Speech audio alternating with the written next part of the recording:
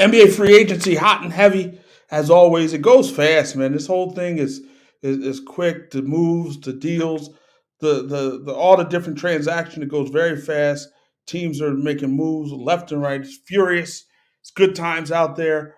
But obviously, it's free agency. But the big thing, the big news, is Kevin Durant and Kevin Durant's decision and Kevin Durant's desire to be out of Brooklyn. I mean, that was quick.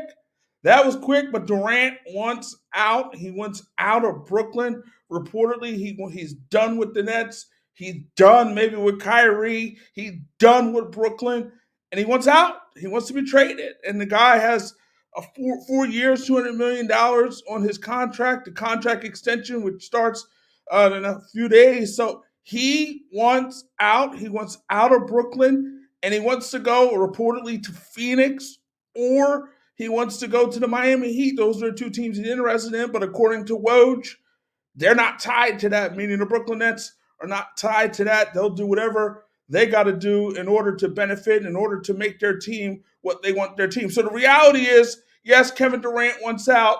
And yes, he has desires to go to Brooklyn. Yes, he has, not Brooklyn, he has desires to go to Phoenix. Yes, he reportedly has desires to go to Phoenix. Yes, he has desires, but if you're Brooklyn, ultimately you got to do what's right for your franchise and you got to do what's right for your team. And what's right for your team and what's right for your franchise might not be Phoenix, might not be Miami. Now, reportedly, you know, the Brooklyn Nets, and this is all reported stuff, the Brooklyn Nets are like, we don't want, obviously if you're Phoenix, DeAndre Ayton, who is a restricted free agent coming up now, he's the guy clearly that you would want to put in a package in terms of a signing trade centered around that. But according to reports, Nets are like, look, we want Devin Booker.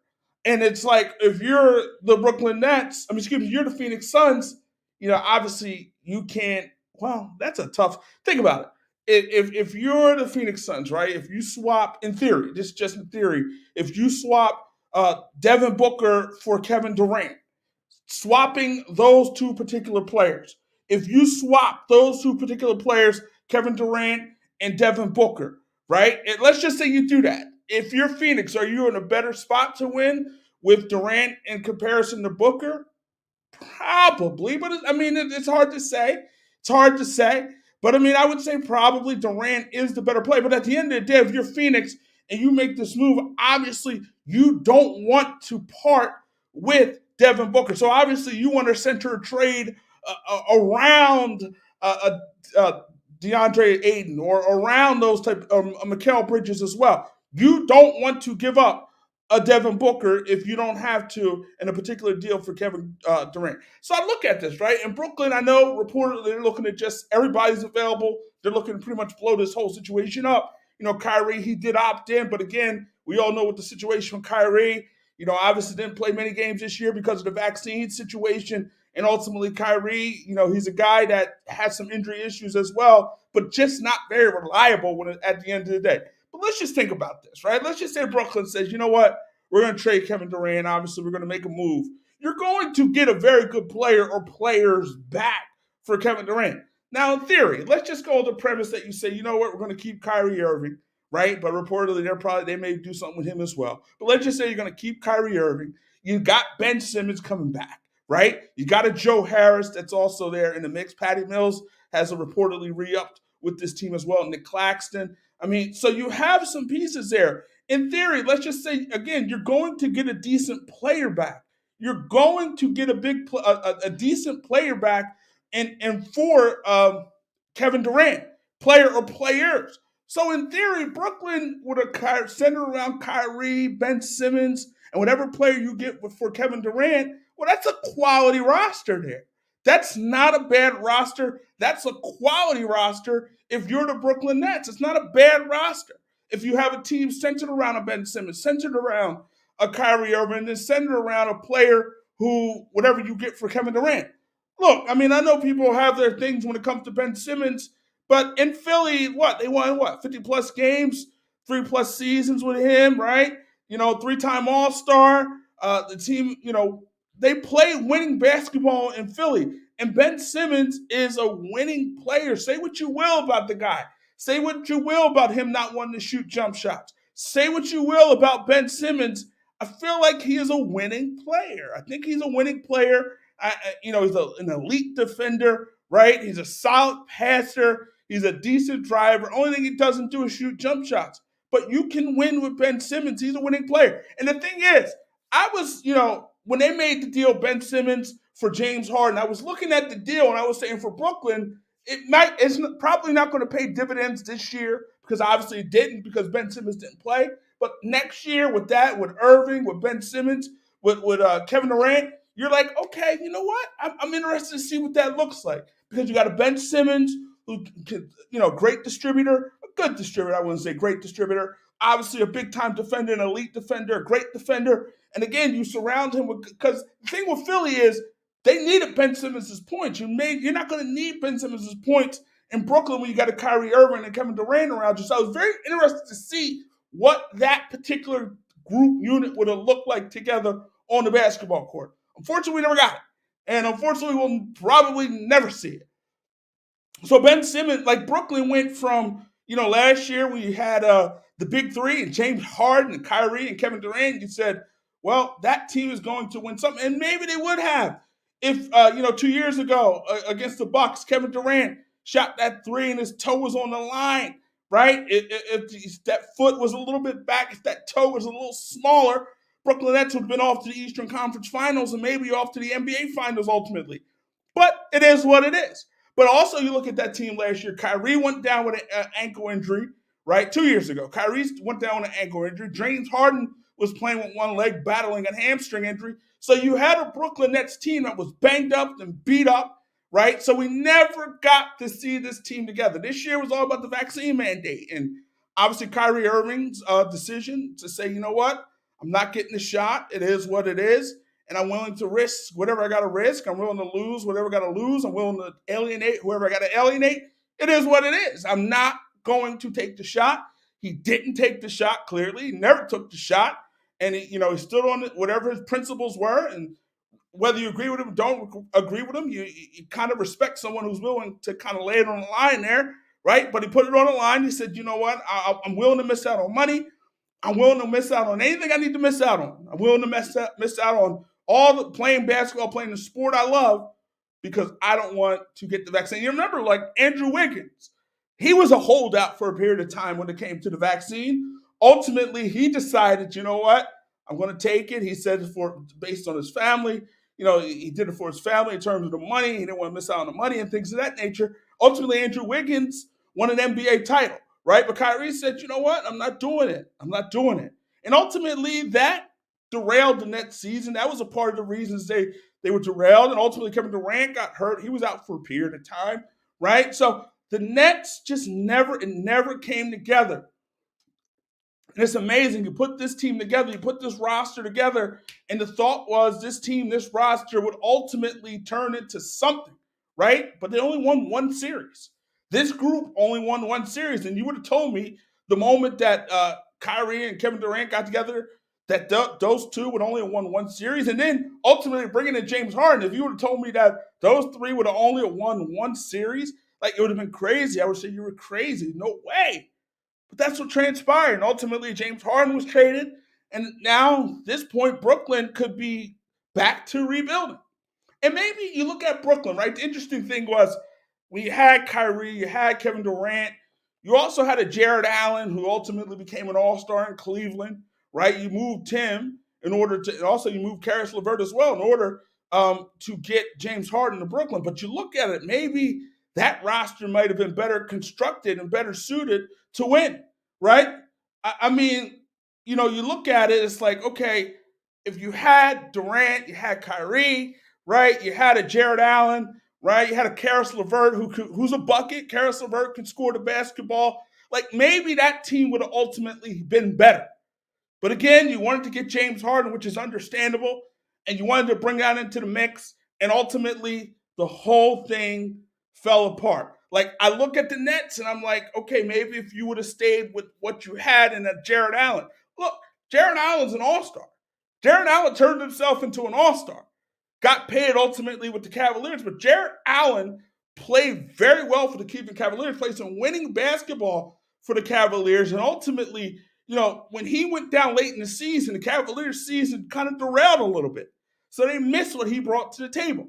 So maybe if you're Brooklyn in hindsight always being 2020. You also had Dinwiddie there. He went down. But it's like maybe you're like, you know what? Maybe we should just stuck with that instead of going for it all in terms of James Harden, in terms of Kyrie, in terms of Kevin Durant, because it's not always easy.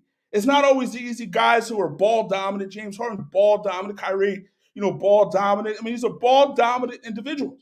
So it's not always easy sometimes to put that all together, make that mesh, make that right, make that together, and ultimately make that winning, right? So yeah, you talked about it. Yeah, I know Jared Allen. I always think of DJ. I didn't know there was a baller with the same name. But I mean, look, you just like, man, you had an opportunity there if you're Brooklyn, right? And Kevin Durant, look, wherever he goes, the power is going.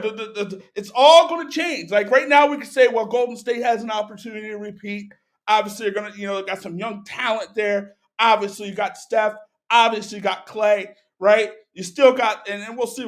Clay coming back from the injury, he's probably going to be better next year. We still got Andrew Wiggins as well. Right? So I'm like, okay, maybe. But I'm like thinking also, if we look at wherever he goes, he's going to go somewhere. Wherever he goes, the balance of power shifts to that particular team, right? I mean, it depends on what reporting you believe, because there's a lot out there, obviously. But if we go into premise that it's just Miami and Phoenix, and they're saying reportedly that the Nets don't necessarily like what Miami has to offer. So if we look at Phoenix, I mean, obviously you got to look at DeAndre Ayton, 23 years old. I mean, still, a very viable player in this league, a very good center in this league, right? DeAndre Ayton is a very good player. So if you center a package around a DeAndre Ayton, maybe a Mikal Bridges, who also got it paid, and obviously is a solid defender, right? Big time defender. So and easily could have won Defensive Player of the Year. So you get a Bridges, you get a Mikal Bridges, you get a DeAndre Ayton, get some picks, and maybe that's what you do if Phoenix is what if that's the package you're the Nets, if that's the package you like if you're the Brooklyn Nets. But at the end of the day, if you're the Brooklyn Nets, in my opinion, obviously you got to do what's best for you. Like the Philadelphia 76ers, when they had the situation with Ben Simmons. Well, the thing what made Ben Simmons so valuable to a degree was he was locked up. He was under contract. Kevin Durant's locked up for 4 years. You got Kevin Durant locked down for 4 years. So you have all that, in terms of him. He's under contract. So you don't have to worry about that. That's not even an issue. Kevin Durant in terms of his contract. He's locked up, locked down 4 years, $200 million. Life is good in terms of that. So if you're any team, and they said what? According to Woj, half the league has reached out to the Brooklyn Nets, right? So if you're a team and you're like, yo, I'm kind of close to this. And Kevin Durant, obviously, maybe the best player in basketball, obviously he elevates you. Obviously, he puts you in a position to win an NBA title. Obviously, clearly, there's no doubt about it. There's no denying that. So if you're an NBA team and you're like, yo, we're close. We are close. We're close. We got to make this move. And this guy, in our opinion, puts us over the top. So think about it, right? So if you're the Philadelphia 76ers, I mean, I'll saw something out there, a Tobias Harris, a Tyrese Maxey, a Matisse Thybulle, and some picks for Kevin Durant.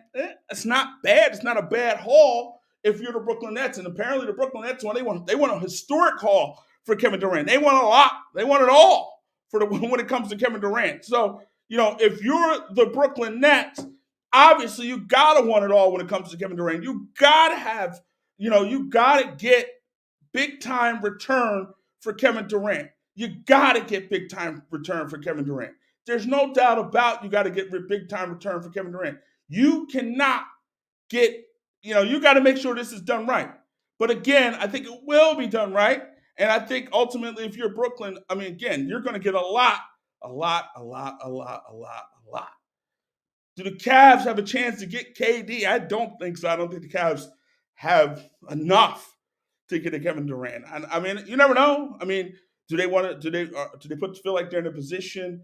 I feel like if you're giving Kevin Durant, you got to be close to an NBA. In my opinion, I feel like you almost have to be close to an NBA title, but because Kevin Durant is 33 years old, but I mean he's no showing no signs of slowing down. There's no slowdown when it comes to Kevin Durant, none whatsoever. So I mean, I think obviously they're clearly, he's big time, and he's still he's an elite player, and again, maybe one of the best players, maybe the best player in the NBA. I don't think the Cavs have an opportunity for Kevin Durant at this point, but I mean, I could be wrong, right? So if you're the Cavs, who are you giving up? I mean, obviously, if you're Brooklyn, maybe you look at, maybe reacquiring a Jared Allen of some sort, right? I mean, you got maybe an Evan Mobley. I mean, you would have to give up a lot, obviously. Obviously, you would have to give up a lot. And anybody, obviously, if you want to get your hands on Kevin Durant, you're going to have to give up a lot. And, I mean, rightfully so, because again, he's one of the best players in the game. And these guys, these type of players don't always become available. They don't always become readily available like this. And so he's available. He is available. He wants out. He wants a new team. He wants a new roster. He wants a new situation. And like everybody says, well, who do we blame this on? Right? Who gets the blame? Obviously, clearly, you got to say Kyrie Irving, right? I think it's you got to point at Kyrie. I mean, him and this decision with the vaccine, whether you hate it or love it, whether you agree or disagree. I mean, it derailed the season. It did derail the season. Let's be honest. I mean, it was a disjointed situation. And then, ultimately at one point you're like, well, this guy can play on the road and not at home. And again, we all know the situation was stupid. It was stupid that, the way it was all set up. Well, visiting teams, visiting players who weren't vaccinated were able to come to New York and play. But if you played in New York, well, you had to be vaccinated. Didn't make much sense, right? Kind of silly. But at the end of the day, it is what it is. And Kyrie made a decision. It was a decision. And publicly, Kevin Durant rode with that decision. Says, we saw it all the time. It's his choice, his body, his whatever. So whatever, look, I just feel like if Kyrie Irving was a guy who was, I mean, reliable in terms of the being on the court last year it was a mess. It was a mess in Brooklyn, and they never got it right. The chemistry never got right for the Brooklyn Nets. The chemistry was a little off in Brooklyn, and ultimately it derailed. It derailed, and Kyrie Irving probably is at the center of it when it comes to the Brooklyn Nets. Should the Cavs keep Sexton? I think Sexton, whether they should keep him, I mean, look, I truly believe that Colin Sexton would be a great six man. I truly believe he would be a great six man. Great guy off the bench, instant offense off the bench. You got Karis LeVert there, right? So you got him there. You got the draft pick from Kansas as well in the mix. So you got options if you say, you know what, we're going to move on for Colin Sexton, right? But I mean, look, Colin Sexton is still young. Colin Sexton is a walking bucket, right? He's a bucket. But I am interested, like, because I felt like, look, when Darius Garland went down last year for the Cavaliers, when Darius Garland went down, I'm not Darius Garland, when Colin Sexton went down last year for the Cavaliers, Darius Garland elevated his game. And I know near the end of the second year, Garland was on the upswing, right? He was elevating, but I'm not sure he would have elevated his game the way he did this year if Sexton was there. I don't know. I could be wrong about that. I'm not saying I'm completely right about that. But I mean, so we'll see what the Cavaliers do here, right? But I got just look. Remember, Colin Sexton was around this team a lot after the injury. He really was. He was around this team an awful lot, and just how much he was around the team, right? It just seemed like he was going to he was a part of the team. Obviously, he was a part of the team, but it seemed like he was a part of the team. Was going to be a part of the team going forward. I think they find a way to get this done, right? I think ultimately he does return. I think he will be with the Cavs. You got to figure out the money situation. Does he say, you know what? We can't come together on a long-term deal. So does he say, you know what? Let me take a one-year deal, get myself right, uh, go out there and ball out, play big-time basketball, and then head out to the market again, right? And put myself in a position where I can make a lot of money. But he's 23 years old. 23 years old. and a bucket. So we'll see what happens with that situation. But I think he will ultimately be back in Cleveland. You look at Jalen Brunson now. Reportedly, he is going to the New York Knicks, right? But we'll see. I mean, you're getting conflicting reports. I know Woj said he was meeting with the Knicks, right? But it does appear that ultimately, when it's all said and done, he is going to go to um, the New York Knicks, and actually, it is pretty much official. I mean, it's kind of been official. Like we all know that he was going to the New York Knicks.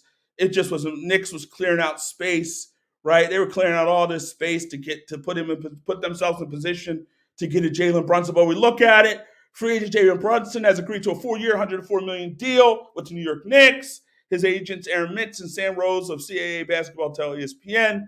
The deal also includes an option on the final season. So Jalen Brunson, no surprise here, right? No surprise here when it comes to Jalen Brunson and him going to the New York Knicks. The Knicks hired his dad, Rick Brunson, as an assistant coach. His dad played for the Knicks, right? Brunson, grew up, Jersey kid, right? Ultimately went to Villanova. So he's an East Coast kid, a Northeast kid. And look, I look at Jalen Brunson, and at one point you thought maybe he was going to stay with the Mavericks, but obviously the Knicks, they cleared out space. They traded picks. They traded Nerlens Noel and Alec Burks in order to get some more cap room. And like I'm thinking, like, wow, the Knicks have an opportunity. Like they're saying, you know what, they're all in on Jalen Brunson. They're all in on Jalen Brunson. This is the guy they want. This is the guy who they believe will be the guy for the Knicks to help turn the fortunes around of this franchise. So Jalen Brunson had a very good playoff run, right? He was the second best player on that team. The second best player on that team. Appreciate it, right? He was the second best player on that basketball team in the playoffs for the Dallas Mavericks. So Jalen Brunson played himself into this big time contract. And the Mavericks had an opportunity, had a chance to re-sign this dude during the regular season, and they decided against it. I saw there was a story out there. I think Tim McMahon of ESPN wrote it, talking about Brunson and how the Mavericks didn't want to offer him a deal before the deadline because they had their thought they were thinking about possibly getting someone else, adding a star during the trade deadline, but ultimately they decided we're not going to pay this guy. And they made the decision and it cost them, right? They could have got him, with a more friendlier deal, right? And it didn't work out for the Mavericks. They made a decision and they said, you know what? We thought we could get him. We thought maybe, he outplayed his deal, and ultimately he played well in the playoffs. I mean, he earned his money in these playoffs. The Mavericks don't get to the Western Conference Finals without the play of Jalen Brunson. I mean, he played off the hook, off the chain. It was big time for the Mavericks in these playoffs, and he earned his money. He got his money, got paid, right? 4 years, $104 million, got paid. Now, I look at Dallas and I don't think it is the end of the world because you know what? You still got a Spencer Dinwiddie there, right? A similar player to a degree, right? With the Dallas Mavericks. And I feel like, you know what? A Spencer Dinwiddie there, you kind of replace to a degree what Jalen Brunson brings to the table. Might even be better. Dinwiddie, second year coming off the ACL injury. So I like what the Mavericks. I'm not. I don't hate that they didn't bring Jalen Brunson back. I know reportedly they offered him the money, big time money, but again, Brunson had his sights set on New York City. He wanted to be in New York City. He wanted to play with his dad, who was the head assistant coach, under Tom Thibodeau in New York. And here's also this interesting dynamic, right? Like we saw this dynamic with Doc Rivers and Austin Rivers with the Clippers. And it's a weird dynamic because if you're like Rick Brunson, if you're Jalen Brunson, that's an odd situation, right? Because obviously your dad is the coach, an assistant coach on the team, right? And it's like, well, this is a little weird. It's a weird dynamic.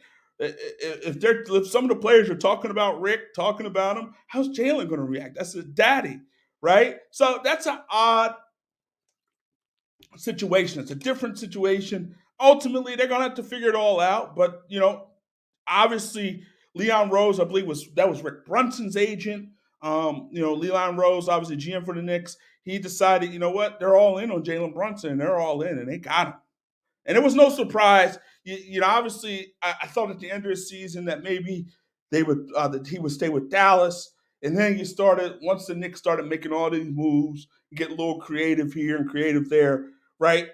It turned into the Knicks wanted Jalen Brunson, and obviously they had an idea they could get him if they cleared the necessary cap space. All they had to do was talk to Rick.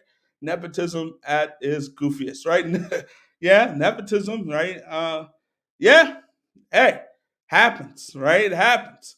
I mean, look, here's the reality. If you had an opportunity to get your son paid, you probably would try to find a way to get your son paid. If you got an opportunity to get your son 4 years, $104 million, you would probably get your son 4 years, $104 million. It's kind of like, right? It's kind of like this. It's kind of like this. If you look at how things are when it comes to it happens in colleges all the time where right in order to get a top recruit, a top player, they will hire the person's father or maybe the person's high school coach or something of that nature, right? It's so I mean, look, it happens. It happens, and now at the end of the day, Jalen Brunson's got his paper. The Knicks got a lead guard, and we'll see what happens going forward to the New York Knicks. The funniest thing is, right? We're thinking about it when Brooklyn made all those moves. Everybody was laughing at the Knicks. Ha ha ha ha ha. Right, laughing at the Knicks. You couldn't get Kevin Durant. You couldn't get Kyrie Irving. You couldn't bring those guys to New York City. They came to New York City, but they decided to go to Brooklyn instead of going to Manhattan. And it's like, wow, right? But now the Knicks, to a degree, have something going on, right? They to a degree, they get the last laugh to a degree, right? Obviously, because Kevin Durant wants out, James Harden is gone. And ultimately, Kyrie Irving, we'll see what happens there. He's opted in, but we'll see what happens in terms of that if he ends up playing with the Nets this year or they decide to move him. So, like, look, if you're Ben Simmons, if you're Ben Simmons right now, if you're Ben Simmons and like you were like, wow, okay, this is a great situation for me, right? I wanted out of Philly, which I thought was a good situation for him, but he wanted out of Philly. I want no parts of Philly. I want out of Philly. I got to get out of Philly. I got to leave the city. I don't want no parts of Philly. I want to go. Trade me anywhere, right? And ultimately, the Sixers traded him, and he went to Brooklyn. And he was like, you know what? Ultimately, his back prevented him from playing. You could argue it was his back. He did get surgery on his back, right? He got some surgery on his back at the end of the season. But also, you could argue, there was some mental going on, maybe, possibly, who knows? But based on the way he played against the Atlanta Hawks a couple of years ago in the Eastern Conference semifinals against the Hawks when he was the Sixers and he's passing up jump shots and things like that, and passing up layups. You knew something possibly could be mentally wrong with Ben Simmons at that moment, at that point, that time. But look, you look at Ben Simmons now and it's like, well, look, I came to this great situation in Brooklyn, a winning situation, an opportunity for me to win, right? An opportunity to win. I don't have to be that guy in terms of scoring the basketball, not as much pressure maybe that was in Philadelphia. And look, ultimately, if you look at it, Ben Simmons now is going to a rebuild, is going to be in a rebuild situation in Brooklyn, or maybe Brooklyn's like, you know what? Whoa, just saying, look, everybody's available on the roster. Maybe Brooklyn's like, you know what? Does anybody want Ben Simmons? Who's interested in Ben Simmons? Who wants Ben Simmons? So maybe he could be on the move again too, right? Who knows? But it's like Brooklyn, it's just a mess how that whole situation just blew up, right? Who would have ever thought it would have blew up the way it blew up, right? Especially if you're Kevin Durant, when you re-upped and signed that 4-year deal last year, you're like, okay, well, he's entrenched in Brooklyn. He's all good with what's going on in Brooklyn, right? He's happy with what's going on in Brooklyn. He wants to stay in Brooklyn and ultimately win a championship. Because look, if he stays in Brooklyn with Kyrie, with Kevin Durant, with Ben Simmons, with Joe Harris, right? With all those different pieces that they have in Brooklyn, why not? Right? Why wouldn't Brooklyn be a good spot? Why couldn't you win an NBA title in Brooklyn last year if you kept the guys that you have on this roster? Why wouldn't, like, if you're Kevin Durant, this is, to me, if I'm Kevin Durant, I'm looking at this roster and I'm thinking, this is maybe a championship caliber roster. Why not? Right? Why not Durant, Simmons, Kyrie? Like, that's a championship core. Kevin Durant is the best, one of the best players, if not the best player in the game. Kyrie, and then Ben Simmons, who is an elite defender. Why wouldn't you stay in Brooklyn? Like to me, I would think that's a winning situation, right? But there's always been speculation. You heard a lot of people talking about Phoenix and him wanting to go to Phoenix. I think obviously if you're the Suns, you got to do whatever you got to do to get your hands on Kevin Durant. You got to make it happen. You got to make it happen. Because how many years do you have with Chris Paul and right? Chris Paul, you look at Chris Paul, seems like he broke down a little bit near the end of last year, right? But he's 37 years old. So how many years do you have with Chris Paul, being the best guy? Chris Paul, not Booker is your number one guy, but Chris Paul makes it all go. So how many years do you have with Chris Paul? So I look at that Phoenix situation. It's like, okay, if you roll that team out next year, let's just say you decide to resign Aiden, and you go back Aiden, you go with the core of Aiden, Paul, and Booker. Is that good enough to beat Golden State? Is that good enough to beat the Clippers? Is that good enough? Right? I don't know. Right? It was good enough to win 60 plus games this year and have the best record in the regular season. So look, it's like they got to figure that part out and see what's happening. But again, if you're Phoenix and you haven't had a chance to get your hands on a Kevin Durant, and that requires you to give up maybe a Mikal Bridges and a DeAndre Ayton and maybe some picks or something else in the mix, you got to do it. You got to do it. You got to do it because obviously, if you get Kevin Durant in Phoenix and you have him with Booker and Chris Paul, that's a championship caliber roster right there. That is championship caliber. Wouldn't it be funny if the Warriors? Let's say the Warriors, like, you know what? Let's see what we got. Let's throw our name in the hat. We got some young talent here in Golden State. Let's throw our name in the hat. We got some assets here that maybe we could throw at the Brooklyn Nets, and they might be interested in, right? Maybe they might be interested in a James Wiseman, right? Maybe they'll be interested in maybe a Jonathan Kuminga, right? Maybe they'll be interested in something like that. A package centered around that young talent. Maybe they'll be interested in something like that. Wouldn't that be crazy if Kevin Durant, the Golden State Warriors made a play for Kevin Durant, and Kevin Durant went back to the Warriors? That would be crazy. They got what? They got some young assets that would put them in position to do it. So I don't know. I also know this: the Brooklyn Nets, the Houston Rockets, they made that deal for James Harden, right? They had some pick swaps there with Brooklyn. So if you're Brooklyn now and you decide to blow this up, which it appears they could, well, you're in a position where rebuilding could be hard. It could be tough if you're doing pick swaps with Houston. Because and I'm not saying Houston's going to be much better, right? I don't know what Houston's going to be. They're building a young core, but like you could be in trouble if you're Brooklyn. I'm look, again, ultimately they're going to do what they're going to do.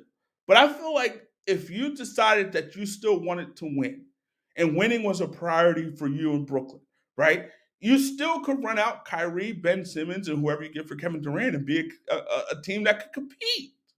So I don't know what's going to happen there. We'll see where Kevin Durant goes. He is going to go somewhere, and it's going to be interesting where that goes, right? If it's again Phoenix and Miami, again the two teams that he wants reportedly is interested in going to. Again, that's what's reported, but who knows what is what. So we'll see how that whole thing plays out. But it's just like here's the thing: like we're like, wow, this free agency thing jumped off, and it jumped off quickly, but it jumped off, because of the whole situation with Kevin Durant. Like obviously that stole the show for everybody and everything. Like, wow, Kevin Durant wants. It's not shocking or surprising, but Kevin Durant reportedly wanting out is you're not surprised because everything in Brooklyn was weird. That whole situation was weird. It just didn't seem very like a good situation. Things weren't on the up and up there in Brooklyn. Blame Kyrie, blame who you want, but it wasn't on the up and up. James Harden, the Sixers, he opted out of his deal. If he opted in, he would have made $47 million. He opted out, right? And they're reportedly going to negotiate a deal, him and the 76ers. There are reports out there it could be a short-term deal, like a 3-year deal, something with some kind of money. We'll see what they decide. But look, apparently there's reports out he might sign a fairly team-friendly deal to give this team some roster flexibility. They did add P.J. Tucker reportedly to the mix, Daniel House as well to the mix.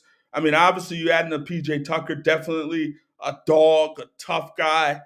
We saw a winning player. We saw what he did with the Bucks. He was a winning player with Milwaukee and ultimately helped them win an NBA title. We saw the attitude that he brought to Miami. He was a winning player. He led them helped them get to the Eastern Conference Finals, right, and ultimately helped them possibly. They were close, to winning that particular series. Lost to Boston in seven. So you look at PJ Tucker now in Philadelphia. Joel Embiid talked about it at the end of the season. Joel Embiid was like, "We need some toughness. We need a tough guy," and he mentioned PJ Tucker.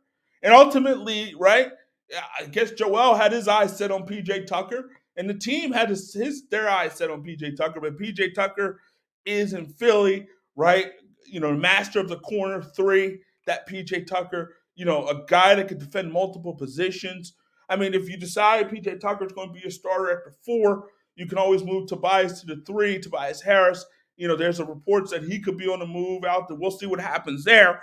But I mean, if you have a starting lineup for the Sixers, right, of a PJ Tucker, a Tobias Harris, a Joel Embiid, a James Harden, and Tyrese Maxey, that's not bad. You also had DeAnthony Melton coming off the bench, was a good acquisition for the 76ers. Melton brings toughness, brings defense, had a career high in points this year, a decent shooter, a solid player. So having a Melton there, right? James Harden, a Tyrese Maxey, Tobias Harris, and again, we'll see what happens with him. PJ Tucker, and also a Joel Embiid. Again, that's a team that can contend for sure, right? And James Harden, we'll see what James Harden is going to be. I think, obviously he was 20-10. There's not many guys can give you 20-10 in this league. But if James Harden, if he's a guy, we'll see what happens there. But if he's right and he's healthy, I think definitely he brings a big time player. And I think, obviously he was 20-10, and I don't think he was completely healthy. So you got him there. You got a PJ Tucker. You got a Tobias Harris. Again, we'll see what happens. And I think ultimately James Harden will be back. You still have a Matisse Thybulle who could be on the move. I know there's some talks that they might be trying to get their hands on Eric Gordon from the Houston Rockets. Again, DeAnthony Melton, he definitely helps. And if you decide to keep Thybulle, he's an elite defender. Jordan Niang is solid. So Philly has gotten better today, right? Philadelphia's gotten better with the addition of PJ Tucker. They've gotten better today. And again, we'll see in terms of what's next, what else they're going to do. And maybe they'll get their hands or might be involved in the Kevin Durant sweepstakes, right? Maybe they'll throw a package at Brooklyn and say, you know what, Brooklyn, what do you want to do? Right? We got this package here for you. Interested? Right? You're interested in the Matisse Thybulle and the Tobias Harris and some picks and a Tyrese Maxey. Are you interested? I think if you're Philly, I think Tyrese Maxey is going to be a star, right? He's got star written all over him. He's got character, Tyrese Maxey. He's a hard worker, right? He elevate. We saw his video of him shooting threes and putting in the work in this offseason. So I think Tyrese Maxey is going to be a star for the Philadelphia 76ers. But again, if including Maxey in a deal to get a Kevin Durant, if that's what you have to do to get Kevin Durant, well, I'm doing that. I'm putting that name in the mix to get a Kevin Durant. That's what you want to do to get Kevin Durant. That's what I would do if I'm the Philadelphia 76ers. But we'll see what happens. We'll see what happens here. We'll see how everything transpires, right? But it's a lot of wheeling and dealing. It's a lot going on in the National Basketball Association, right? A lot going on. Patty Mills, he's decided to stay in Brooklyn 2 years, $14.5 million. So, maybe he believes in what Brooklyn is doing. Patty Mills is a veteran. So Patty Mills, obviously he wants to stay in Brooklyn. But you would think you want to be in a winning situation. So and it doesn't appear Brooklyn, well, we don't know what's going to happen. But if they decide to make everybody available, I don't know how much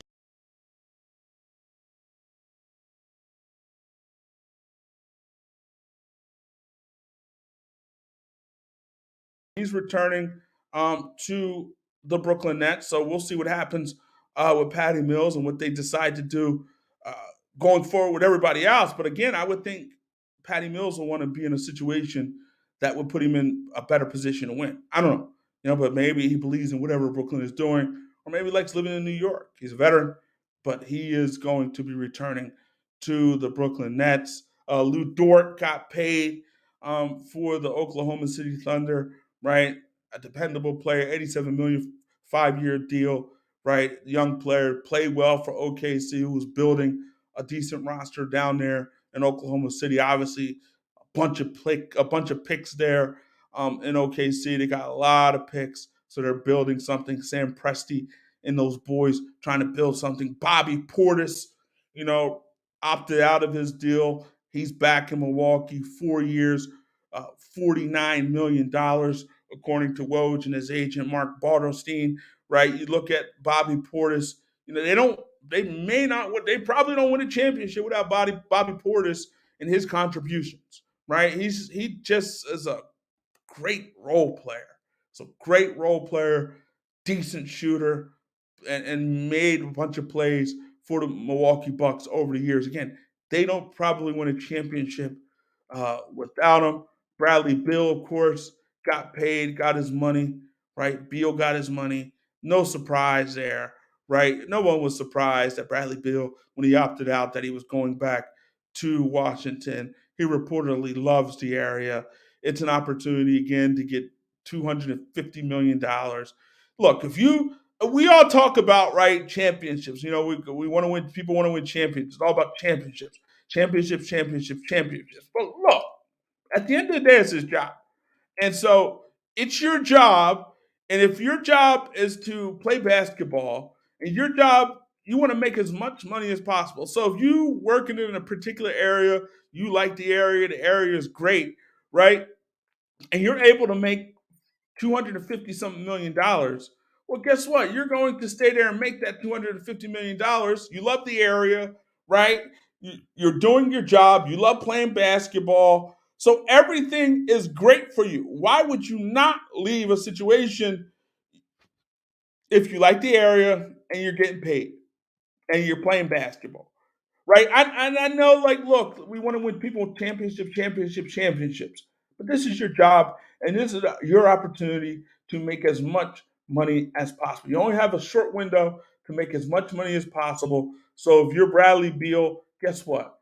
5-year, $250 million. 250 million can feed a lot of Beals for generations upon generations, right? There's so much money that can be made for not only his generation, not only his kids, but his kids, right? And if they do something, if they do it right, hit their kids.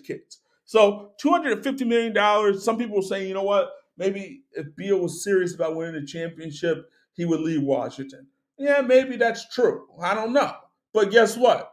He has an opportunity to make 250 million, and he likes the DC area. So it's a no-brainer.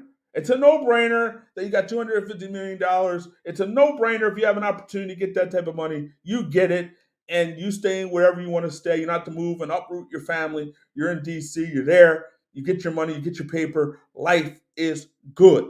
So I look at Bradley Beal. No surprise here. He's back in Washington. Obviously, if Washington's probably not contending anytime soon, right? But they do have, they do have Porzingis. They do have a Kyle Kuzma. They did add a Will Barton and a Monty Morris. So we'll see if what they can build out there in Washington. But Beal has gotten his paper, and look, maybe watching them be okay next year. Maybe they should be better. If Beal stays healthy, if Porzingis stays healthy, right? They should be better in theory. That locker room was a mess last year. But if all goes well, if guys stay healthy, they should be better. I'm not saying championship better, but they should be better. But at the end of the day, he had an opportunity at $251 million. So if you have an opportunity at $250 million, well, guess what? You take $250 million and you go home happy, right? So we look at the Dallas Mavericks. We all know that they lost out on Jalen Brunson, but they did add a JaVale McGee. JaVale McGee is in Dallas, 3 years, $20 million, according to Shams out there for the Athletic. So $20 million, 3 years for JaVale McGee. And say what you will about JaVale McGee, but JaVale McGee is a winning player, right? He went to the Lakers, won a championship there in the bubble, right? Went to Phoenix there, was a positive influence there. When Aiden went down, they did like the production that he had there in Phoenix. So he's a good replacement. He's not replacing Jalen Brunson, but he's a good addition for the Dallas Mavericks. A winning player, contributes out there, a positive player, knows what it takes to win championships. He's been around championship situations and won a championship, multiple championship with the Warriors and Lakers. So this is a good signing for the Dallas Mavericks. Maybe he will be the starter out there. Christian Wood they added was a good addition for the Dallas Mavericks. I think, losing Jalen Brunson, I think they'll be fine. I do think they'll be fine. I did like what Brunson brought to the table. And I'm interested to see what Brunson's going to be as a lead guard, right? Luka was the lead guard there, out there in Dallas. But we'll see what Brunson is as a lead guard in New York City. We'll see what that looks like. But they are adding a JaVale McGee, adding a guy, again, a winning player, does winning things, has been a winning situation, and knows what it takes to win championships, knows what that looks like. And he's having him in the mix definitely helps the Dallas Mavericks, and they get him 3 years, $20 million. So JaVale McGee returns to the Dallas Mavericks. Not returns, or goes to Dallas Mavericks. Lonnie Walker the fourth, 1 year deal for the Lakers, 6.5 million. I like the move for the Lakers. I like the move. Walker, talented player, struggled with some injuries, but can put the ball in the basket, right? Athletic, a good addition for the Lakers. I like the move. They lost Malik Monk, and they hopefully can replace him with a Lonnie Walker. And then you got a Lonnie Walker, right? He's a guy ultimately, put himself in position. 1 year deal for him in Los Angeles. So he wants to prove some things, right? He's only 23 years old, so he wants to prove, guess what? I can play, I can ball, I can get the job done, and put ultimately himself in position to get paid, right? So he's going to have some things to prove, and maybe he's going to go out there and play at a high level because he has something to prove. So he's going to try to play at a high level and ultimately try to get himself paid. So this is a good move for him, I think, and a good move for the Lakers, right? And a situation where, again, if he plays well, he can turn this 1 year deal, 6.5 million, to a bunch of money elsewhere if he can impress and get the job done. Again, only 23 years old, and a good signing for the Los Angeles Lakers. So a lot of things going on in the world of basketball, but the most important and the biggest thing is Kevin Durant, and Kevin Durant is decision, belief, desire to say, you know what, I want out of Brooklyn. I want no more of Brooklyn. I'm done with it. I'm tired of it. I want something else. I want to be a part of something else. Maybe I want to be a part of Miami. Maybe I want to be a part of Phoenix. I don't know.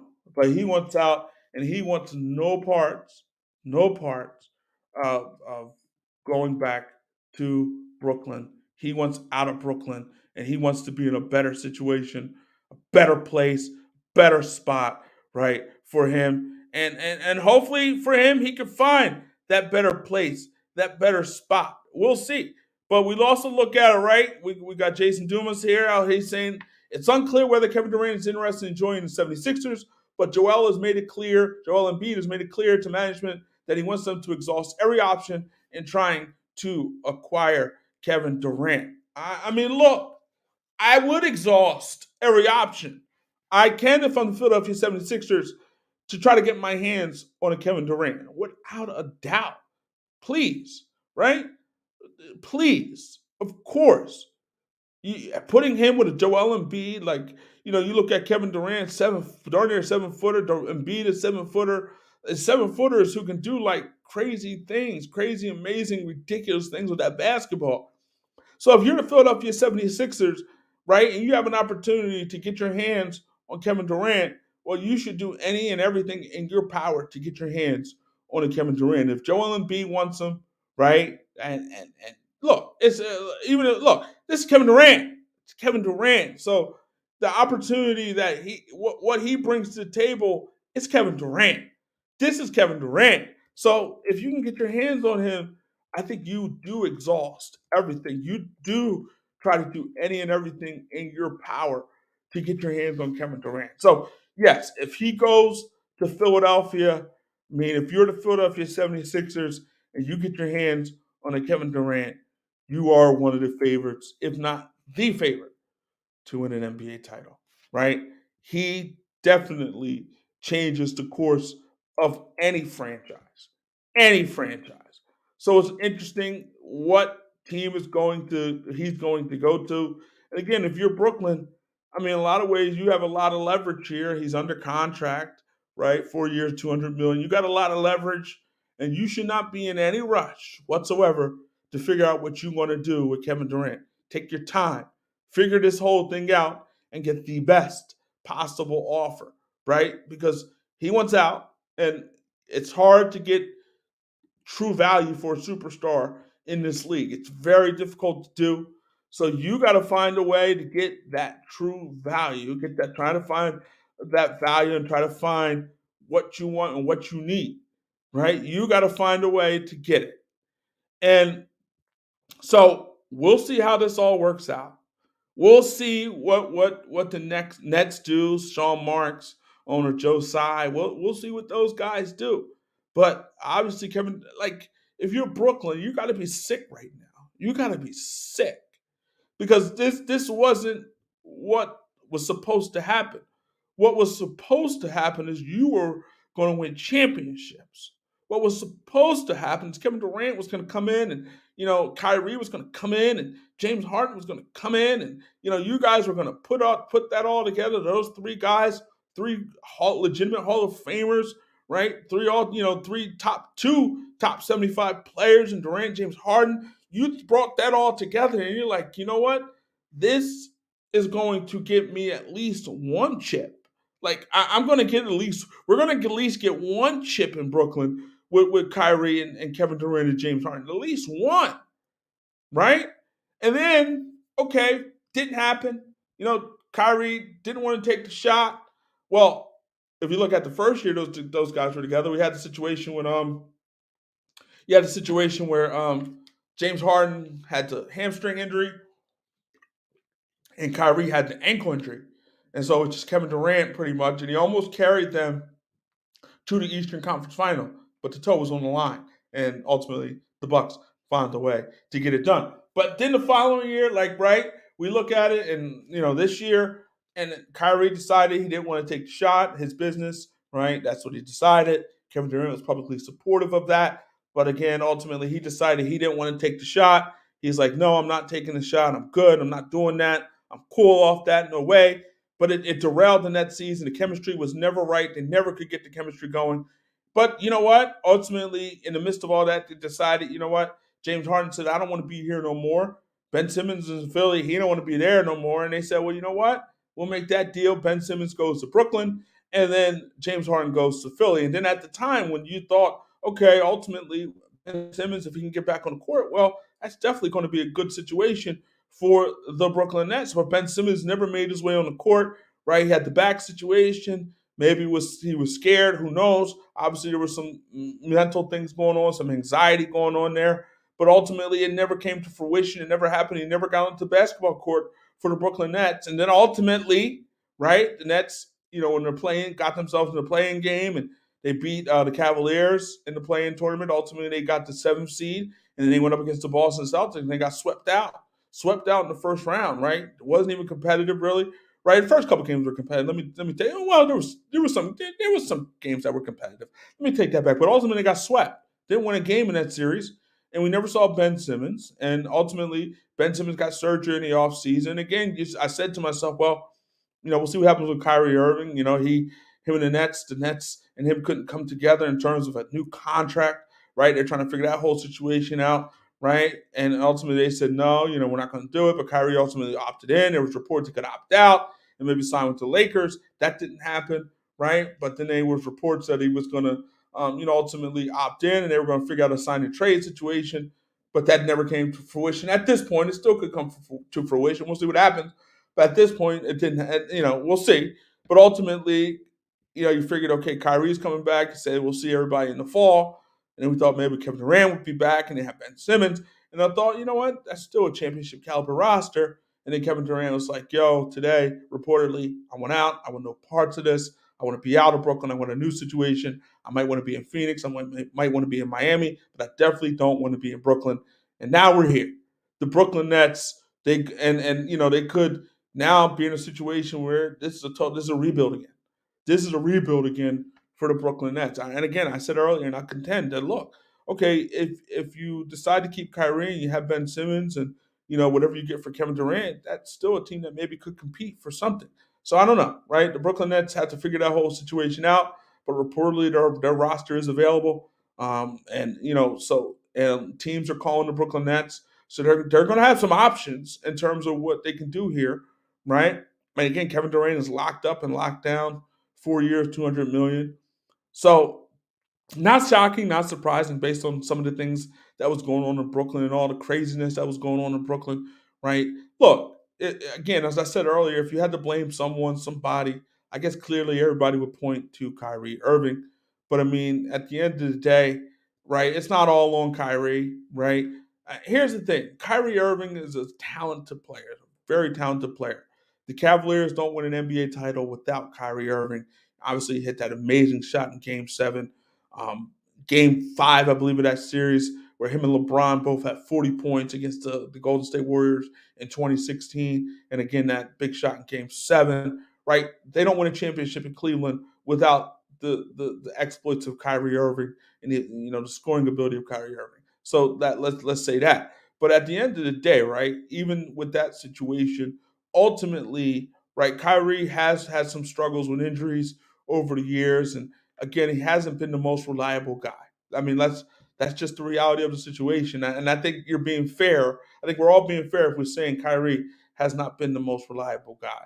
But at the end of the day, when he can get on that basketball court, there's not many people and many players that can score the basketball like a Kyrie Irving, that can create his own shot like a Kyrie Irving. Not many players out there that can do what Kyrie Irving does and has done throughout the course of his career. That's clear. It's just, do you trust him? Do you believe he'll be there? Right? He had moments where, what was it? Where certain incidents have happened even in the world, where he's taken a couple games away, took a few steps back. And so, look, it is what it is. But Kyrie Irving is still a very talented basketball player. And I can understand not being much of a market for him. Reportedly, he had a list of teams that were on his list that he wanted to go to. But I mean, the only team that was really, really reportedly interested in him was the Los Angeles Lakers. And Brooklyn really wasn't impressed with the assets that they had in order to get Kyrie. So it's like, well, Kyrie, I guess at this point, they're going to figure something out. Maybe they bring him back. I don't know. But, obviously with Kevin Durant, going one and out. And you wonder if Kevin Durant and Kyrie have spoken. It was Kevin's like, yo, Kyrie, I don't want to be here no more. I don't want to be here no more, right? But I think if he said that, obviously, he would also have to say, yo, you're part of the reason I don't want to be here. I don't know. I mean, but just that whole situation, right? Kevin Durant coming from a winning situation in Golden State and going here to Brooklyn. It's like, okay, he came here to win titles, to win championships, to get the job done, to get another ring, to get that third ring, right? And ultimately, you felt like there was a good chance that it could happen. And again, it may have happened if Harden didn't get hurt with the hamstring and Kyrie didn't get hurt with the ankle in the first year the three were together, but it didn't. Right? It didn't happen. It didn't come together. It didn't come to fruition. It is what it is. It didn't happen. But it's like seems like a missed opportunity. It's a missed opportunity. Like OKC, right? We had Kevin Durant, Harden, and Russell Westbrook at one point together, right? And that never got a championship. That never happened. It never came together. It was Westbrook got hurt one year, Durant got hurt another, I believe. So it just never came to fruition in OKC. And you're like, you look back at that situation in OKC, when you have Harden, when you have Westbrook, and when you have Durant on the same team, same roster, and you don't win a championship, that's a disappointment. And the same thing goes here. If you come now here with the Brooklyn Nets, if you have Kevin Durant, if you had a Kevin Durant and James Harden and Kyrie Irving together, and you don't win an NBA title, that's a disappointment. That's a letdown. That's unacceptable in a lot of ways. Those are things that you can't let slide. You can't let things like that slide. You only have so many opportunities, so many chances to win an NBA title. And you had an opportunity to win an NBA title. You had the players, right? There's not many times where you're going to get a Kevin Durant, a Kyrie Irving, and a James Harden, players of that caliber together on an NBA roster. There's not many times you're going to have that opportunity. There's not many times you're going to have that chance. So if you have those components together, Harden, Durant, Irving, if you have those components together on a roster in the same team, together playing basketball, trying to get the job done, and you don't get the job done, it's unacceptable. It's unacceptable, and it's something that is you look back on as something like you missed out. You missed out, right? And you dropped the ball and you messed up and you had a valuable opportunity to win a championship with these three guys. Two guys, top 75 players, and three guys that are all probably going to be Hall of Famers when it's all said and done. An opportunity to win a championship with a Kyrie Irving and a Kevin Durant and a James Harden. And you don't do it. You only win one playoff series. The farthest you got was to the second round. That's not good enough. It's not good enough. And it's unacceptable in a lot of ways. So if you're Brooklyn, you're kicking yourself, you're punching yourself, right? There was no way getting a Kevin Durant and putting a Kyrie with him and having a James Harden there. There was no way you would have told me that wouldn't have at least gotten you to the Eastern Conference Finals. No way. It only got you one series win. It got you swept this year. And that obviously wasn't with James Harden. But that was with Kyrie and Kevin Durant. That got you swept this year. The team never had chemistry this year. The team just never had that togetherness this year. Like it takes time to win. It takes time to build chemistry. It takes time. And they never built that chemistry. Even with Harden and Irving and Durant that first year, they never built that chemistry, which is difficult to build a chemistry when you get a guy, mid-season. That's difficult. They never built the chemistry. They never built the necessary chemistry in order for them to put themselves in a position to win NBA titles. So whatever, how you look at this era, I guess you can call it an era, right? The Kevin Durant years in Brooklyn are a big disappointment, right? And look, Kevin Durant probably, again, he's not going to shoulder a lot of the blame here. Clearly, that's going to go to Kyrie Irving, maybe even James Harden to a degree. Because you look at James Harden, didn't come he didn't, wasn't in the best of shapes when he came to Houston, came from Houston, right? He wanted out of Houston that year and wanted to be gone, wanted to be traded. And he wasn't really in the best of shape in Houston there. And ultimately, he got hurt his hamstring in that first year those three guys were together. And the second year, he wanted out. Didn't want no part of it. He was like, I wanted to be traded, right? He wanted to be gone. So it's like you put this together and you can't waste a Kevin Durant. Like you can't waste a LeBron James. Like you can't waste guys of that caliber, that level of talent, right? You got to find a way to get the job done and put the necessary pieces around those dudes in order to win an NBA title. And it took LeBron a long time to find those pieces. It took him going to Miami with a Bosh and a D Wade to ultimately win a title. It took him coming back to Cleveland that already had a Kyrie Irving and adding a Kevin Love. It took that in order for him to win a title in Cleveland. And then he went to Los Angeles, adding ultimately an Anthony Davis. It took that for him to win a title in Los Angeles in 2020 in the bubble, right? It took that.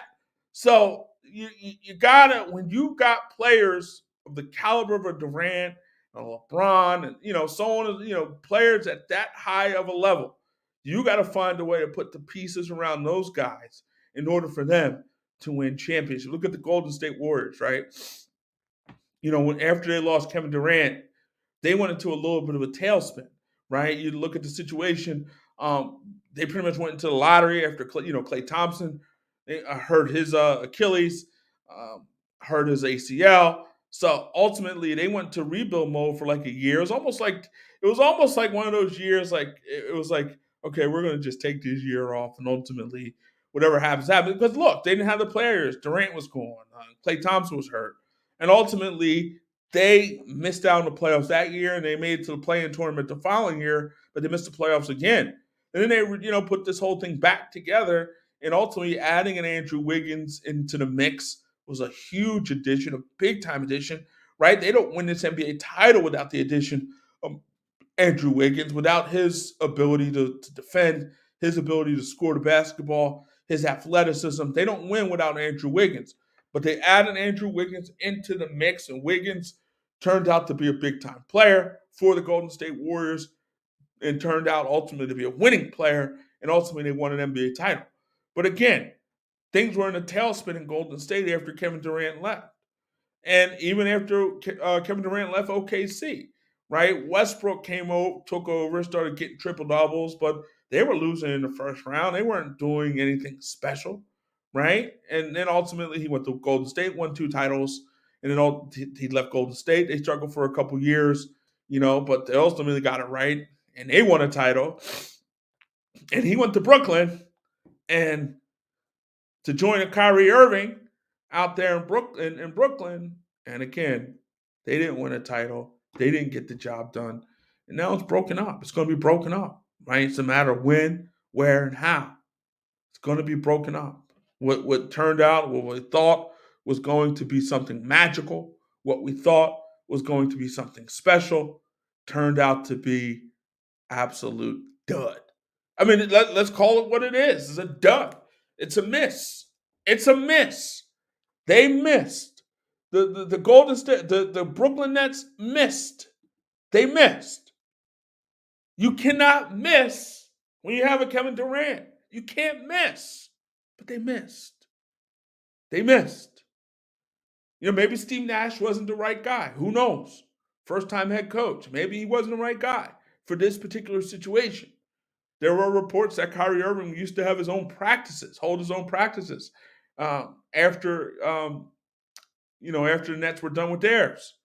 That's got to be a little disrespectful, right? But that's a player who may not be respecting their coach. So maybe Steve Nash wasn't the right guy, right? Maybe you needed a more experienced guy to ultimately, win a title, and garner the respect necessary for you guys. I don't know, right? I don't know. But Brooklyn at this point, right? It was a mess. It was a mess, and it's been a mess. It just never came to fruition. I guess, Kyrie Irving, I guess, has to shoulder the blame. Whether he wants to or not, he's got to shoulder the blame. But he did what he thought was right. And sometimes in life, you're going to do what you think is right, and sometimes it ends up being right. Sometimes it ends up being wrong. It depends how you look at the situation, right? But I mean, at the end of the day, Kyrie Irving was the one who missed out on the money. But lost about 17 million. Lost a lot of money last year. It's hard to recoup that level of money. Some people would think it's like, yo, you can't. It's hard to get that kind of money back. You can't just leave $17 million on the table. Some would say, you know what, you can leave $17 million on the table for principle, and principles, more important than money. You doing what you feel is right is more important than money. And there's a lot of things more important than money. Obviously, money helps you do a lot of amazing or great things. There's a lot more things more important than money. Happiness is more important than money.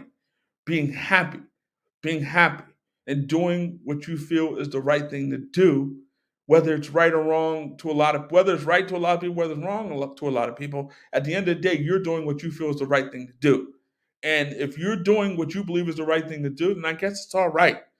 If you're not hurting anybody, you can argue if you're a part of a team and you're not on that basketball court helping your team to win, that you are hurting somebody. That's an argument you have to make. You can make, but at the same time, I guess it's kind of apropos at this point, my body, my choice type of thing. But I mean, right?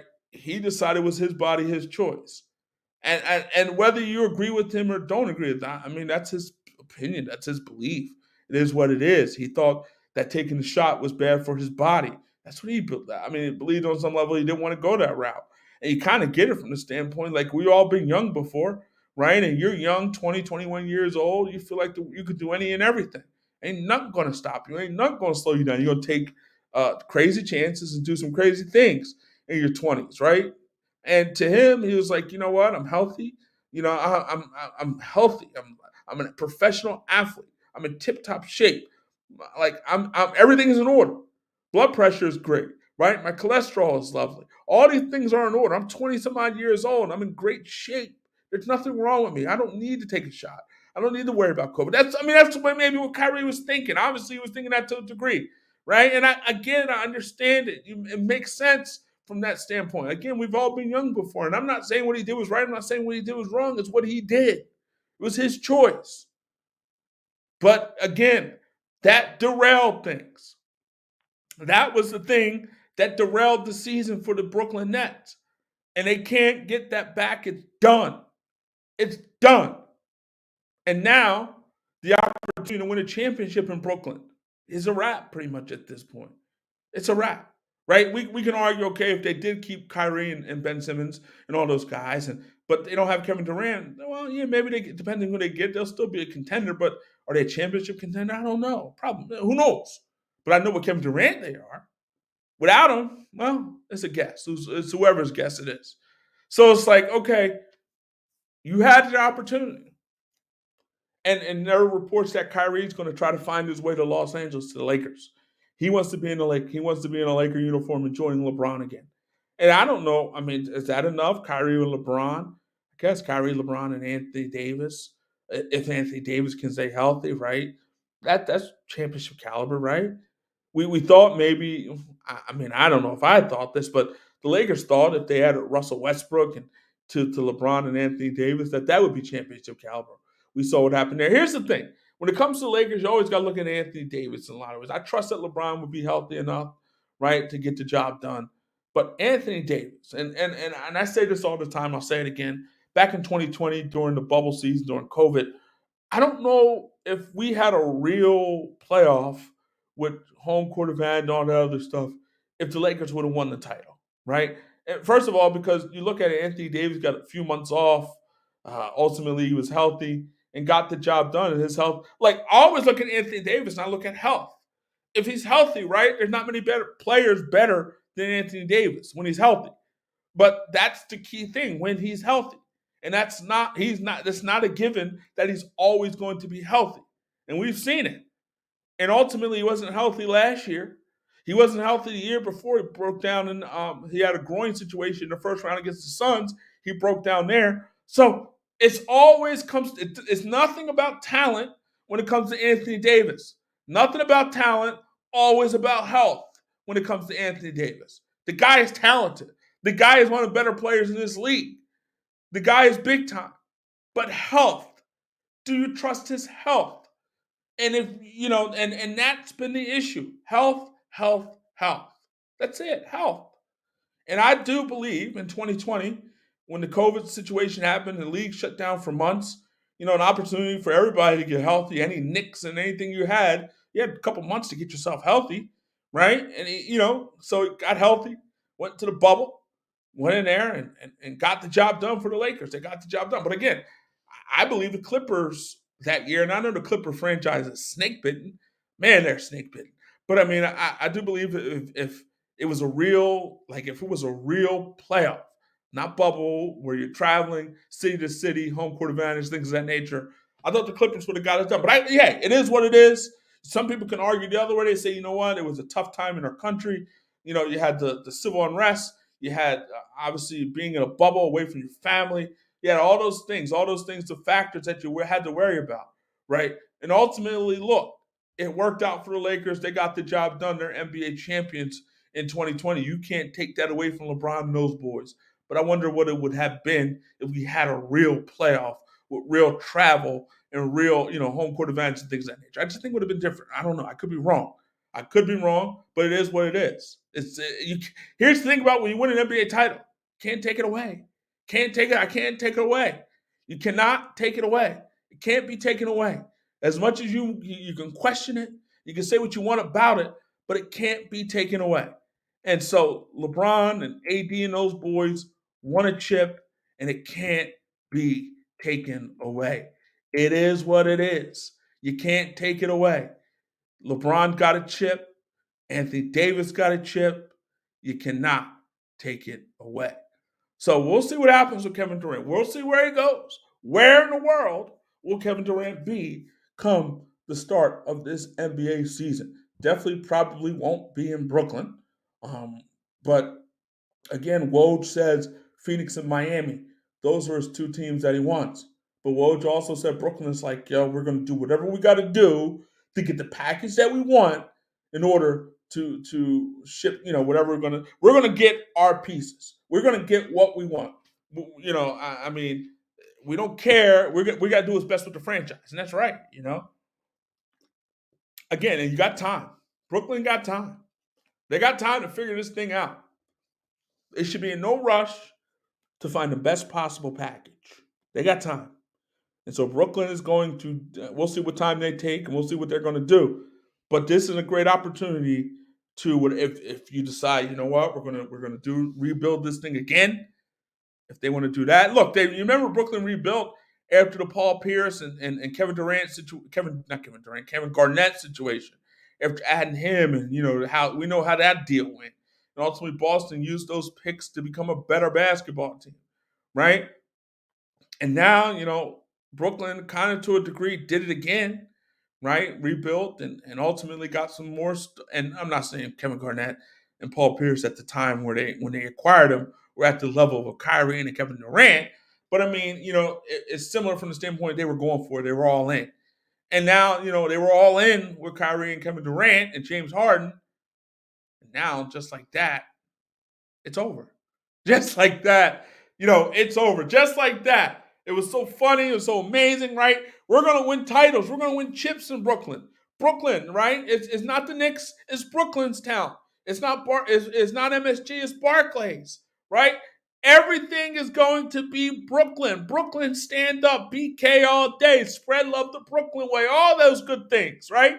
We heard all that. All those, Brooklyn, Brooklyn, Brooklyn. We heard all that too. We heard all that. But just like that, it's probably over.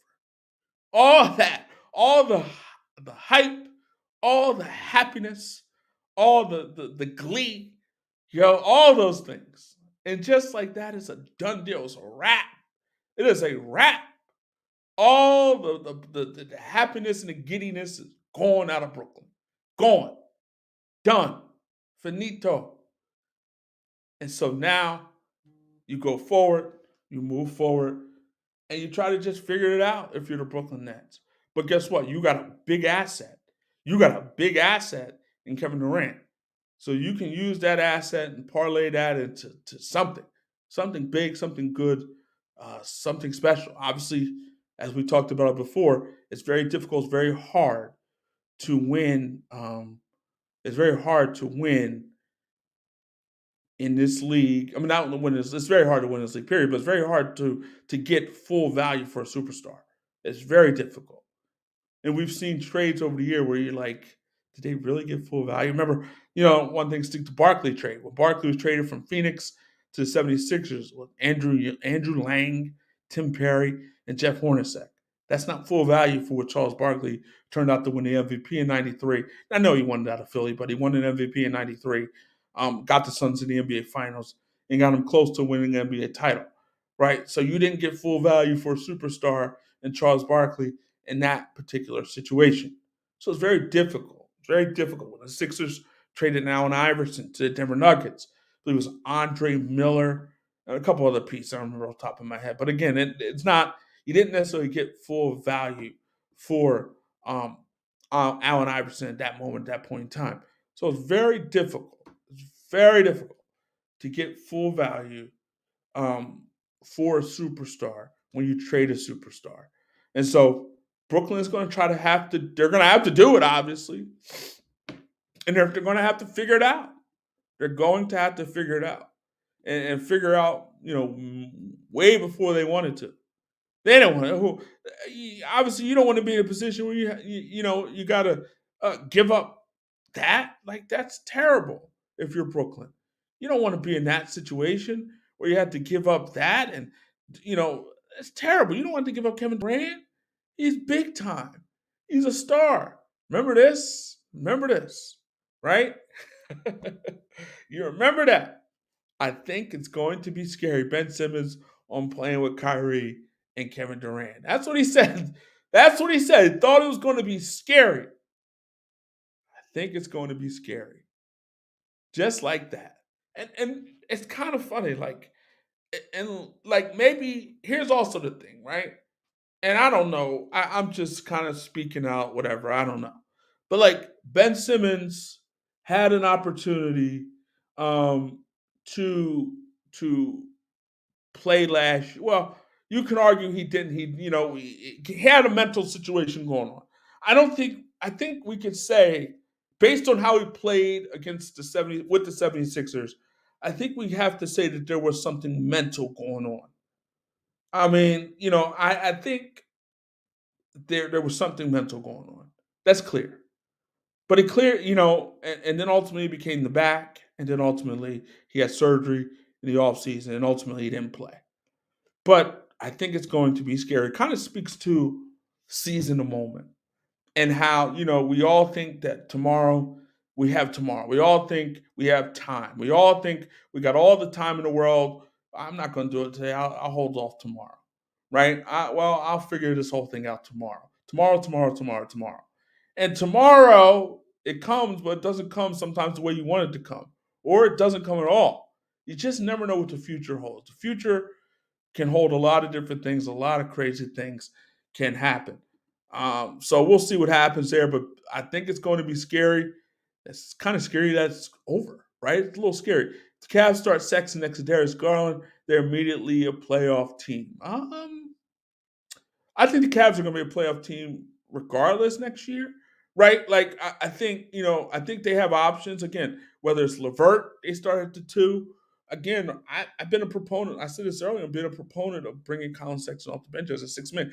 I don't think it's going to happen, but I've been a proponent of that. But maybe you roll out Garland and Sexton. I mean, Garland is better now at this point, and Sexton is a walking bucket. And you could argue that he was, you know, was it 2 years ago where he averaged like 24 points a game there, and then now he's last year he averaged 16 points in 11 games for the Cavaliers, and ultimately he went down with the meniscus tear, and Garland took off. But again, we'll see what happens if they decide to bring him back and they decide to start him. But they got options. They got options in Cleveland. Again, I've been a proponent of bringing Sexton off the bench. Again, I do think ultimately he will return. So it should be interesting to see what happens there. I don't know how much of a marker there is out there for Colin Sexton at this point. The Pistons, team that maybe some thought was interested, they're probably not in the market. They got some young talent there in the draft.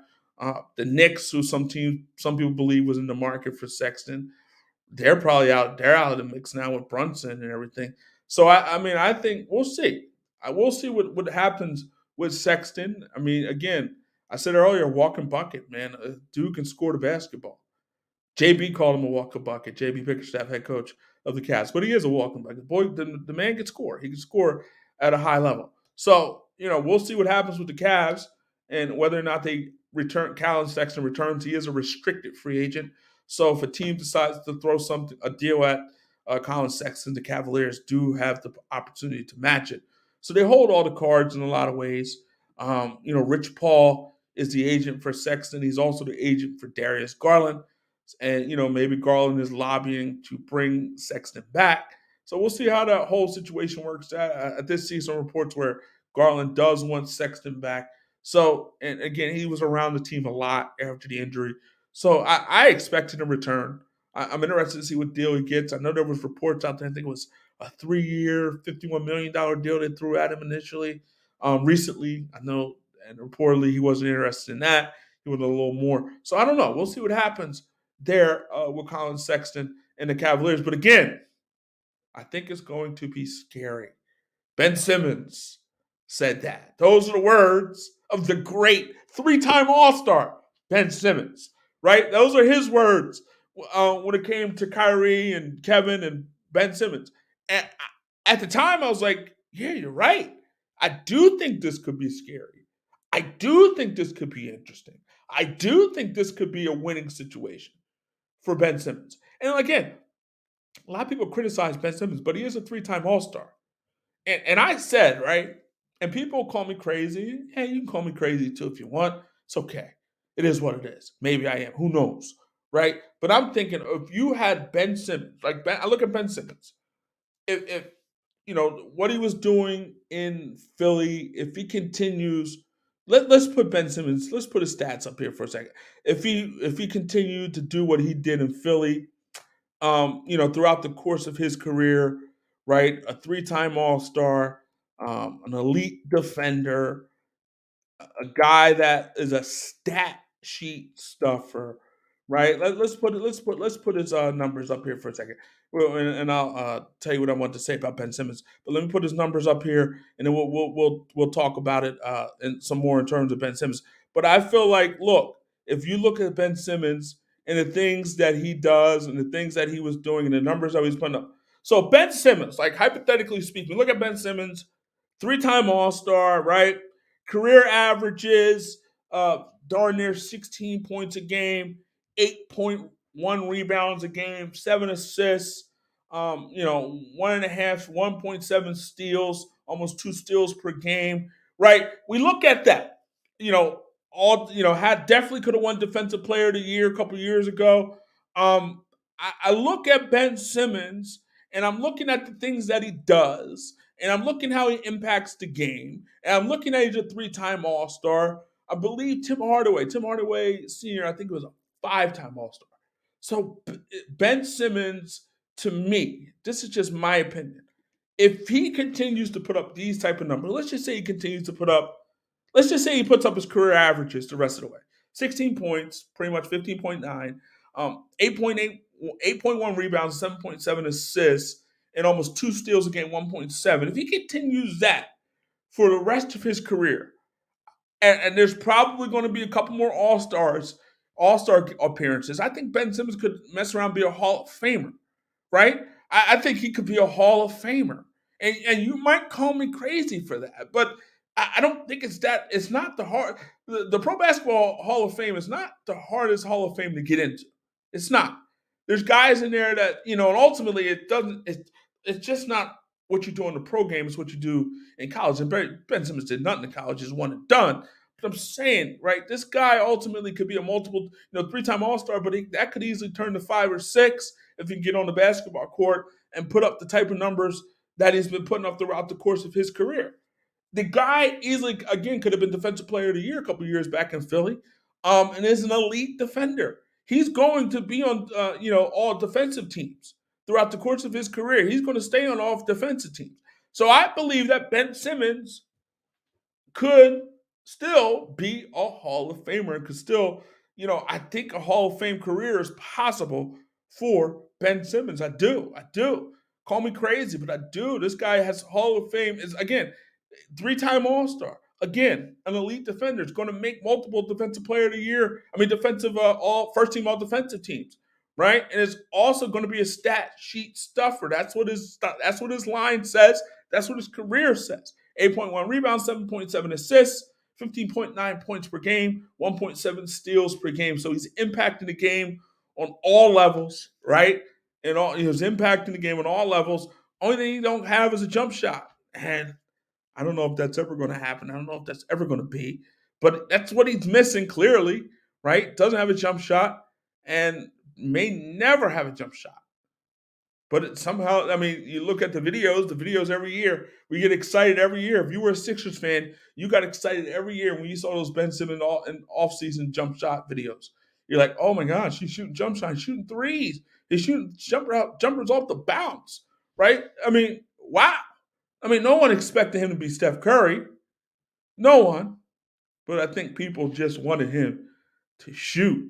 They wanted him to shoot, right? But now, just like, before, there was excitement, there was happiness, there was giddiness for him when he joined Kyrie and Kevin Durant in Brooklyn, and now he might be home alone. He might be home alone. Kyrie might find a way to get to Los Angeles, and Kevin Durant, maybe it's Phoenix, Miami, or whatever. He's going to be going, and it's going to be Ben Simmons right in the middle, right? He was going to be him in the middle. It was going to be you got Kevin Durant there, you got Kyrie. You can hide those guys now. Get those guys out of that picture. Remove those guys out of the picture at once and put Simmons, put him in there. It's going to be his team, right? His roster, and he's going to be the guy that running the show in BK all day. Like, it's crazy how this transpired. It's crazy how it went down. It's crazy that these three players will not probably never play a game together. Crazy. No one expected that. Like, we expected at least to happen at the end of last season. But Ben Simmons couldn't get on the court. And then we expected maybe, okay, they'll run it back. And we didn't know what was going to happen with Kyrie Irving because in terms of, who knows what's going to ever happen with Kyrie Irving because let's be clear, there is some unreliability when it comes to Kyrie Irving. I don't think anybody can argue that. But, and, him and Stephen A. Smith going back and forth on Twitter, Kyrie basically saying, you know what, I don't know many 50-year-olds like you who act like you, but I have some uncles and my father who are, maybe it's like, I'm getting my uncle and father on you. Like, talk to them. Don't talk to me about, your criticisms of me. But I mean, look, I think the criticisms of Kyrie are fair. I don't think they're unfair. I don't think they're unfair in terms of reliability. In terms of the vaccine, that is what it is. But in terms of reliability, it's fair. In terms of injury concerns, it's fair. I mean, he's not always most reliable. He's not, and we've seen him in situations breaking down. What was that? 2015, the first Warriors championship, where he hurt his knee in Game 1 of the NBA Finals. Right, that was a done deal. He got hurt there. A wrap. So, like, we've seen moments where he has broken down in inopportune times. And again, another example of that is when he last 2 years ago, again, the second round against the Milwaukee Bucks, ankle situation. It was a freaky situation. Obviously, rolled his ankle and things of that nature. But again, he wasn't reliable. He wasn't there when they needed him the most. It wasn't. And now, again, last year with the vaccine situation, he wasn't there. He wasn't available. A big part of ability is availability. And Kyrie Irving wasn't available. It wasn't. And so if you criticize Kyrie the way Stephen A. is criticizing, I think Stephen A. maybe want to step a little overboard at times with his criticisms of Kyrie. But they weren't necessarily, and at times you could argue maybe they were unfair. But I don't know how unfair they were. I think they were, it is what it is. Like, he wasn't available. He wasn't available. Wasn't available. And so if you're not available, you can't help your team. If you're not on the court, you can't help your team. And you got to be on the court to help your team win championships and be successful. Look, and this tells all we need to know. Steph Curry, Klay Thompson played 45 games together this year, even with Klay missing half of the season. Kevin Durant and Kyrie Irving only played 44 games in 3 years as teammates. That's not being available. That's not being available. And that's them, whatever reasons. Kevin missed Durant missed some time as well this year because of injuries. But again, it's like, come on. You have to be available. And it's just like, have we really seen this duo together? Like, we really haven't. If the sample size is only 44 games in 3 years, Guess what? We haven't really seen these guys together. We haven't seen these guys play together. We're still trying to figure out what this looks like. We still have questions on whether it works. We don't know. We're only going to, it's going to be mythical pretty much. We're going to walk away from this and we're going to look back at it years from now. We're going to say, wonder what would have happened if Kevin Durant and Kyrie Irving played more than 44 games together in 3 seasons as teammates. I wonder what would that have been. I wonder how many championships would they won. I wonder how many games would they have won. I wonder. It's going to be mythical. It's going to be like, I wonder what would happen if Mike Tyson fought Muhammad Ali. It's going to be mythical. I wonder what would happen if Deontay Wilder fought Anthony Joshua. It's going to be mythical. All these things are going to be mythical. And another mythical thing, I wonder what would have happened if Kevin Durant and Kyrie Irving played more than 44 games together at 3 years as teammates. I wonder. It becomes mythical. All these things become mythical. You're basically going to have to guess what would have happened if Kevin Durant and Kyrie Irving would have been together for a long time. It would have been a mythical situation. I mean, and that's crazy. It's like it never happened. It's like this whole situation, Kevin Durant and Kyrie Irving, never happened. Basically 44 games in 3 years, right? In a possible what? 82 times 3, 6, 246 games. You two only play 44 games together? That's like crazy. Steph Curry and Klay Thompson did that in 1 season together, and Klay missed half of the season. So this group, these two never were on the court pretty much together. And so, again, we're going to just look back at it as a mythical situation, like it never happened. It never happened. What would have happened? It's going to be like Floyd Mayweather against Sugar Ray Leonard. Mythical. We'll never know. And that's going to be hit. That's what we got here. We'll never know. Durant will eventually go on his way. Kyrie probably will go on his way. Right? They're probably going to kick Kyrie out the door. Can't wait to get him out. Like, he's been to a lot of places, and it just, I think there was something out there. There was a meme out there. I find it. But it was just like he would be there. He's watching. And you just see fire. Burn the place down. Cleveland. Right? He ultimately went out of there. Went to Boston. That didn't work out. He said he was going to sign long-term deal in Boston. Wanted to be in Boston for a long time. That didn't work. And now he's off to Brooklyn. Well, this is supposed to be a long-time thing. This was supposed to be win championships. This was supposed to be exciting. Kevin Durant, his boy Kyrie, together winning championships. That's what was supposed to happen. And then injuries happen, COVID mandates happen, all those things happen. It just never happened. It never happened. It's mythical. It's mythical. That's it. It's a mythical situation. Kyrie Irving and Kevin Durant, did they ever play together? Maybe 44 times, 44 games together. Did it really happen? Probably not. Not really. And now they're just done. It's a done deal. It's a wrap. Crazy. Crazy, crazy, crazy how quickly things can change in the NBA and how quickly things can change in the world of sports. It's quick, happens fast. 1 week, a few months, Tom Brady's retired, right, for the Buccaneers. A few months later, back, right? At one point, you think, well, the Bucs are going to have to figure out their quarterback situation. Going to Kyle Trask, who are they going to? Who's going to be their quarterback? Blaine Gabbert? Who's going to be their quarterback? And then there's like, well, Tom Brady's coming back, and now Tampa Bay is championship favorite again.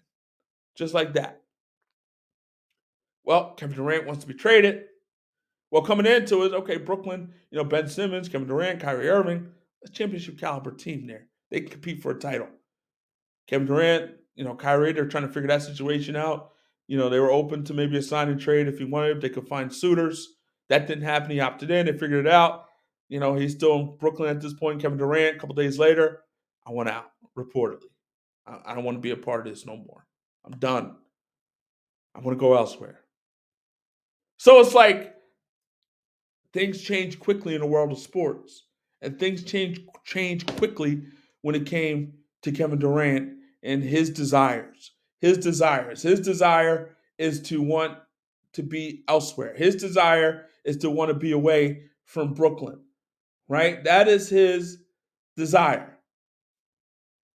And he got, well, he's going to get eventually what he wants. And that's it. That's it. He wants out. He wants out. And again, if you're a team, you're definitely going to line up.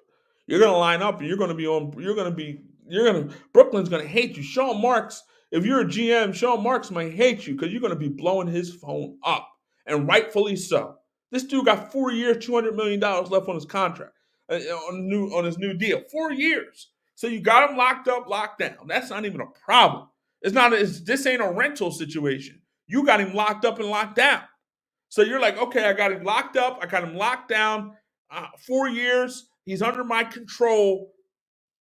This dude is an elite scorer. This dude is an elite everything. I want him. And I'm going to find a way to get my hands on him.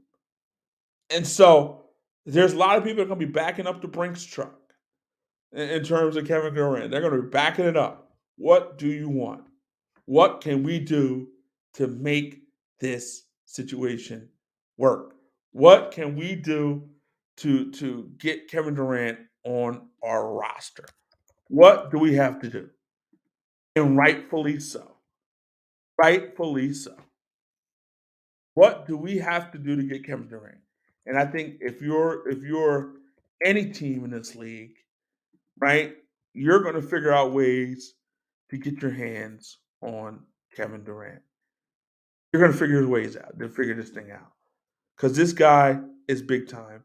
This guy is an ultimate scorer.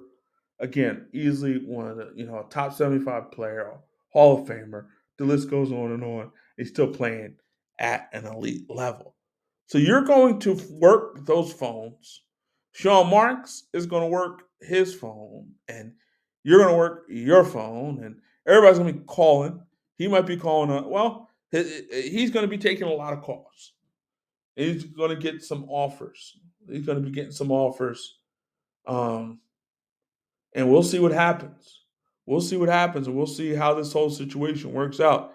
But Kevin Durant wants out, and we'll see where he goes. We're going to get out of here now, right? Make sure you make sure you subscribe to the channel, support the channel. But we're going to be back here at some point talking NBA free agency. Obviously, a lot of moves are going to be made in the next few days. We already had a lot of moves tonight. Brunson, right? He's off to New York. Beal is back in Washington.